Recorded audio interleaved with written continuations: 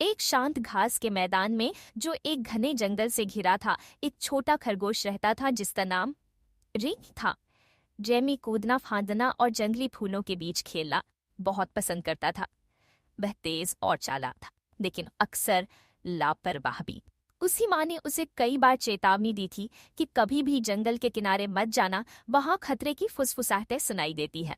एक धूप भरी सुबह रेमी ने मैदान के उस पार एक रसीली जामुन की झाड़ी देखी।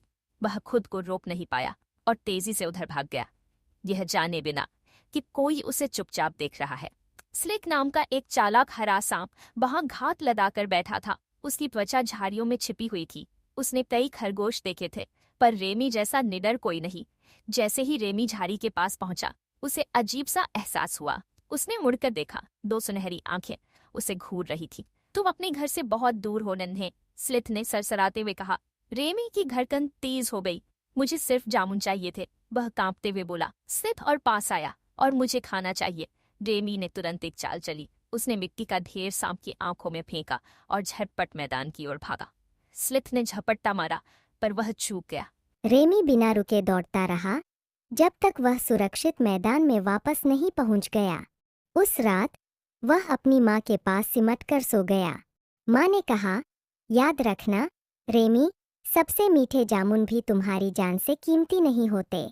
रेमी ने यह सबक कभी नहीं भुलाया, लेकिन फिर भी रेमी रो रहा था क्योंकि किसी ने उसे पसंद नहीं किया था।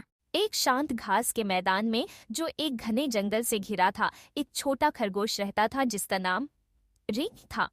जेमी कूदना फांदना और जंगली फूलों के बीच खेलना बहुत पसंद करता था। वह तेज और चालाक था, लेकिन अक्सर लापरवाह भी। उसकी माँ ने उसे कई बार चेतावनी दी थी कि कभी भी जंगल के किनारे मत जाना, वहां खतरे की फुसफुसाहटें सुनाई देती हैं। एक धूप भरी सुबह रेमी ने मैदान के उस पार एक रसीली जामुन की झाड़ी देखी। वह खुद को रोक नहीं पाया और तेजी से उधर भाग गया, यह जाने बिना कि कोई उसे चुपचाप देख रहा है। स्लिक नाम का एक चालाक हरा सांप वहां घात लगाकर बैठा था। उसकी त्वचा झाड़ियों में छिपी हुई थी। उसने कई खरगोश देखे थे, पर रेमी जैसा निडर कोई नहीं। जैसे ही रेमी झाड़ी के पास पहुंचा, उसे अजीब सा एहसास हुआ। उसने मुड़कर देखा, दो सुनहरी आंखें उसे घूर रही थी। तुम अपने घर से बहुत दूर हो नन्हे, स्लिथ ने सरसराते हुए कहा। रेमी की धड़कन तेज हो गई। मुझे सिर्फ जामुन चाहिए थे, वह कांपते हुए बोला। स्लिथ और पास आया, और मुझे खाना चाहिए। रेमी ने तुरंत एक चाल चली। उसने मिट्टी का ढेर सांप की आंखों में फेंका और झटपट मैदान की ओर भागा। स्लिथ ने झपट्टा मारा, पर वह चूक गया। रेमी बिना रुके दौड़ता रहा जब तक वह